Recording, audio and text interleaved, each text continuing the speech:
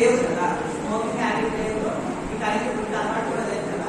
So ఉన్న వాళ్ళ దగ్గరికి వెళ్ళి మనం ఏం చెప్పాలి అంటే వాళ్ళకి మోటివేట్ చేయాలి.